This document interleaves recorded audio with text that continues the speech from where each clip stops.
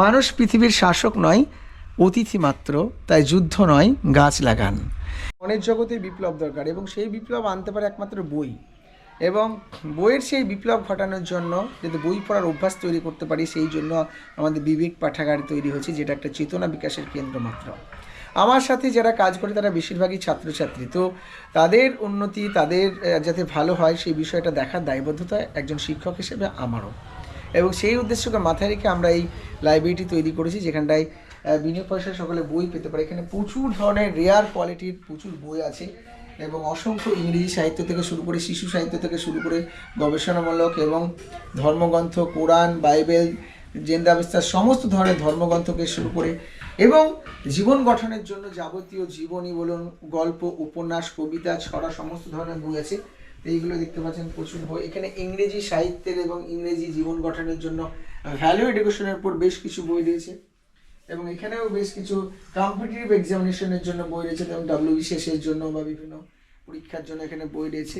তো আমাদের বিষয়টা হলো, আরেকটা যে বিষয়টা দেখানোর কথা সেটা হচ্ছে যে স্বাধীনতা সংগ্রামী অজিত কুমার বিশ্বাস স্মৃতি বুক ব্যাংক, এবং সেই স্মৃতি বুক ব্যাংকের বিষয়টা হচ্ছে যে এই স্বাধীনতা সংগ্রামীর যিনি মাস্টারদা সূর্য সেনের সাথে সংগ্রাম করেছিলেন এবং তার স্মৃতিতে আমরা প্রত্যেক বছর আমরা বুক স্কলারশিপ দিচ্ছি ছাত্রদেরকে। এবং আমরা বিশ্বাস করি, আমাদের দর্শন হচ্ছে মানুষ পৃথিবীর শাসক নয়, অতিথি মাত্র, তাই যুদ্ধ নয় গাছ লাগান। কারণ আমরা বিশ্বাস করি যে মানুষ এই পৃথিবীতে এসেছে অন্যান্য জীবজন্তুর মতো, আমরা এই পৃথিবীর অতিথি মাত্র, আমরা একদিন চলে যাব। সুতরাং আমাদের এই সুন্দর পৃথিবীটা আমার শিশুর হাতে যদি সুন্দর করে তুলে দিতে পারি, তবে বলবে যে না, একটা সুস্থ পৃথিবী পেয়েছি। যদি এটা না পারি তাহলে বলবে আমাদের বাবা মা আমাদেরকে একটা অসুস্থ রুগ্ন পৃথিবী দিয়েছে। যাই হোক, আমি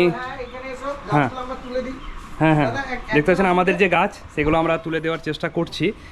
আমি সত্যি এই বিবেক পাঠাগারে এসে নিজেকে সত্যি খুব ধন্য মনে হচ্ছে, কারণ এভাবে আমাদের যে একটি সংগ্রাম, এই বই এবং বৃক্ষ যে অঙ্গাঙ্গিভাবে জড়িত, এখানে এসে সেটি উপলব্ধি করতে পারলাম।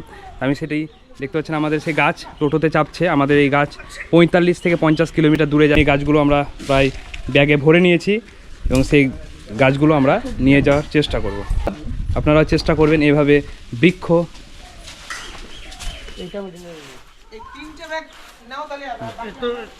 দেখতে পাচ্ছেন আমাদের যে বৃক্ষ কালেকশন সেটি হচ্ছে। ঠিক আছে, ধন্যবাদ।